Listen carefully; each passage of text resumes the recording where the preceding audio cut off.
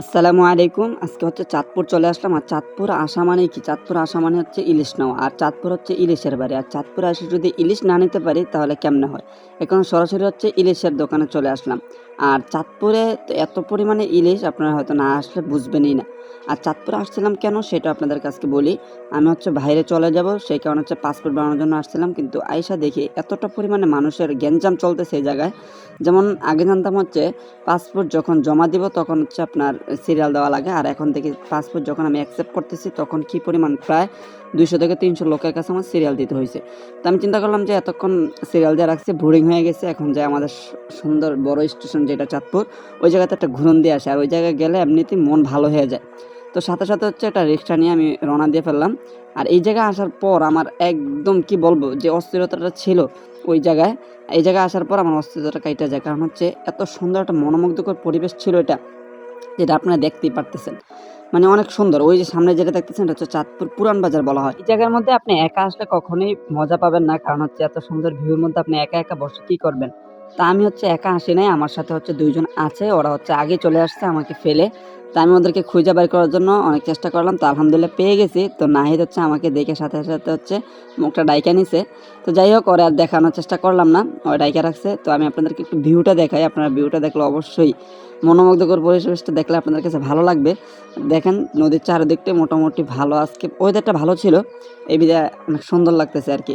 তো আমিও চিন্তা করলাম যে এই জায়গায় আসছি, যদি পানিটা না ধরতে পারি তাহলে কেমন হয়? হয়তো সময়ের কারণে আপনাদেরকে বাকি জিনিসটা দেখাইতে পারি নাই। কারণ সামনে হচ্ছে চর আছে, ওই জায়গা হচ্ছে মিনি কক্সবাজার বলা হয় এটাকে। তো ওই জায়গায় গেলে আপনি মোটামুটি গোসল করতে পারবেন, মানে ভালো একটা ওয়েদার। কিন্তু সমস্যাটা হচ্ছে এই জায়গায় এসে দেখি আমাদের যে চাঁদপুর ইলিশের বাড়ি বলা হয়, ইলিশটারে ডাইকা থুইয়া দিছে। তার কারণ হইলো এখন হচ্ছে আপনার জ্যৈষ্ঠ মাস চলে আসছে, যে কোনো মুহূর্তে বৃষ্টি চলে আসে। আর বৃষ্টি আসলে ওই মাছটার রংটার ক্ষতি হয়, এই কারণে হচ্ছে ডাইকা রাখা হয়েছে। আর এই ইলিশটা দেখে নিজের ভিতরে একটা ফিলিংস জাগলো যে চাঁদপুর আসছি, যদি ইলিশ না নিয়ে যেতে পারে তাহলে তো চাঁদপুর আসাটা হচ্ছে বৃথা।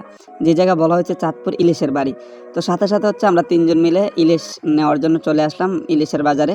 তো এই জায়গায় আসার পর আমাদেরকে চারিদিকে টানাটানি করতেছে, বলতেছে এদিকে আসেন ওইদিকে আসেন। কিন্তু যাওয়াটা তো বড় বিষয় না, ইলিশের দাম শোনার পর মুখে হাত দিয়ে বসে আছি। কি করবো এত দাম হইলে?